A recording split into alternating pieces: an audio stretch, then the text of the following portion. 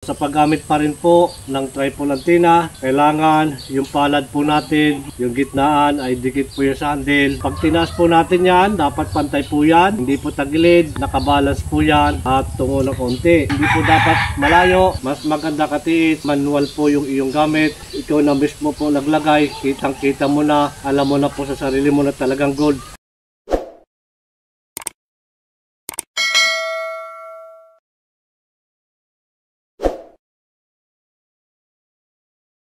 Isang mapagpalang araw po at magandang buhay sa ating pong mga kababayan, sa ating pong mga katiits. Long range locator, tripod antenna, ang pinusuan po ng ating isang katiits mula po sa probinsya ng Quezon Province. Ito po yung iyong pinusuan, long range locator, tripod antenna. Ito po ay bala-bala. Kung ano po yung ating ibabala, yun po ilulocate ng ating tripod antenna. So mga katiits, mga kababayan, dito pa rin po siya binabalahan. Meron po ako ditong ring. Ito po yung ring na Saudi Gold 18 carats. Nasa kung gagamitin bala sa ating po tripod antenna. At meron po ako ditong ilolocate. Ito po yung 18 carats na Saudi Gold ring. Ayan. Mahalaga pa rin katiits. At huwag mong kakalimutan na itong dulo po ng antena ay kailangan mo pong ipahid sa lupa. Yan po ay nakapagpalakas, nakapagpabilis na mahanap po natin yung ating target. So sa paggamit pa rin po ng tripod antenna, kailangan yung palad po natin mga katiits, yung gitnaan ay dikit po yung sa handle at dapat hindi po dyan pabago-bago yung pagpisil.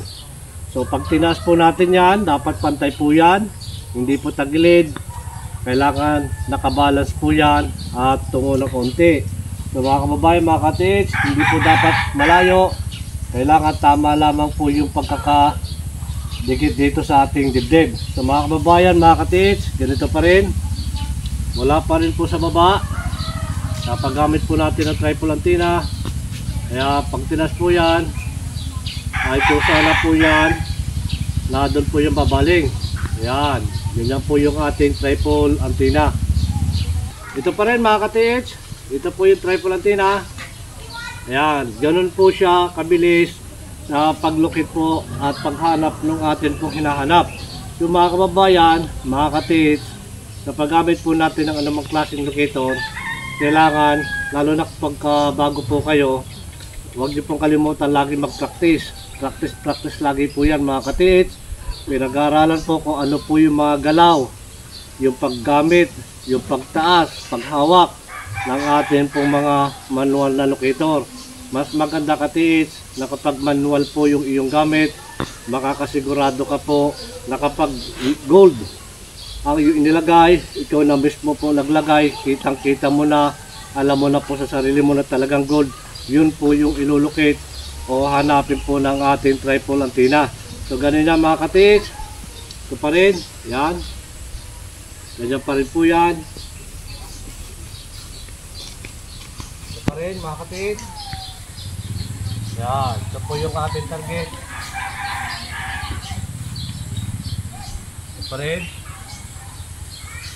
yan pa rin po siya nagtuturo. Yan.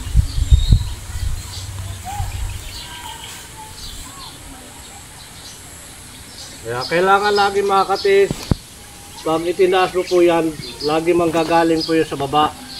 Kaya ganyan, para sa baba pa lamang po yan, pagtaas ng antena, kasagap na po yan ang frequency ng gold dahil gold po yung ating bala.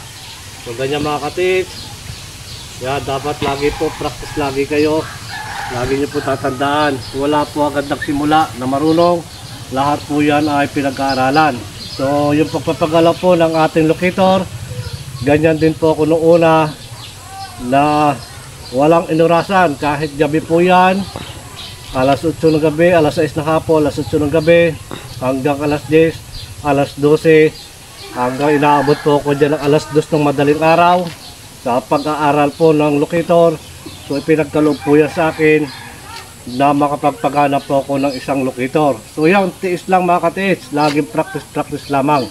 At ipagkakalob din po yan sa inyo yung makapagpagalaw po kayo ng isang manual na locator. At kapag nangyari po yan, ay yan po ay isang malaking biyaya para sa inyo. Kaya lang mga katis, lagi ko pa rin po sinasabi, lagi pa rin po pinapalala na dapat meron po kayong dugong treasure at mayroong mabuting kalooban. So ganito pa rin mga katis, focus pa rin po yung ating kaisipan sa paggamit po ng ating triple antenna. Magigyan po ay single antenna at Japanese one o arameter. So yung pagpapagalaw po ng mga battery operated na locator, na kapag itinaas mo po yan at kinontra mo siya, hindi rin po yan magtuturo. Kailangan pag itinaas mo po yan, hahayaan mo po siya na siya po ay magturo. So ganyan mga katiits, yan pa rin, doon pa rin po siya nagtuturo. So mga kababayan, mga katiits, ako po tatapatan. Ito po ang ating target. Ito po yung 18 carats Saudi gold triple antenna at 18 carats ring na Saudi gold din po yan.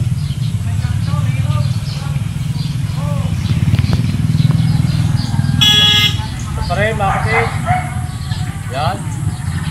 Pag tinapatan po yan, muli ko pa rin po pinapaalala, kapag tayo po ay tatapat na,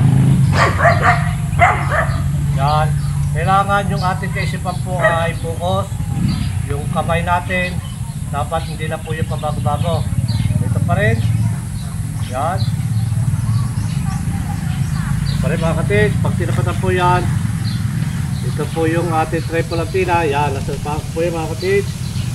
Ito po yung triple antenna na pinusuan po ng ating isang katids mula po sa Quezon Province. Ayan, pag tatapatan po natin yung mga katids, ay bumubuo na po siya ng frequency ng signal. At kapag ganap na po yung ating ground, tuloy-tuloy na po yung kanyang pag-ikot. Ganyan po yung triple antenna na kapag natapatan po natin, yun po ang ating hinahanap. So ito pa rin mga katids, yan. Yan po yung pag-ikot ng ating triple antenna. Ganyan. Ganyan po yan umiikot. So ito pa rin mga katids, mga kababayan, ito pong triple antenna. Sa lalim naman po ay walang estimate na lalim kung gaano po kalalim yung pagkakabaon ng mga gold bar ng mga hapo, kung naman po yan, nakadepende po sa ating binabala, ay ganun po kalalim yung kayang i-detect po ng ating triple antenna. Sa long distance naman po, kung wala po sa malapit at nado po sa malayo, yun pa rin po yung kakayanan na magagawa po na ma-locate o may turo, mahanap ng atin pong locator. Ito pa rin mga katids, sa pangalawang pagkakataon pa rin po na aking tatapatan. Ito po yung ating gold. Yan, dyan pa rin po siya tuturo. Yan, ito po yung pangalawa. Natatapatan po natin, ito po ang ating target. Ayan. Yan na po agad siya umiikot. Sumahaba po yung antenna. Ito po yan mga katids. Yan. Yan, ganyan po yung ating triple antenna. Nakapag bumuo na po siya ng frequency. Ayan. Ganyan po yung mga katids. Nasa palang ko po yung ating gold. Yan, ito pa rin. Ganyan po yung ating triple antenna na kapag tinapatan, ayan, buo na po yung kanyang frequency. Nasa pamamagitan po natin yung mga katids, nasa ating ground, yung pag-ikot po ng ating triple antenna. So ito pa rin. Yan. Ganyan po yan. Ito po yung ating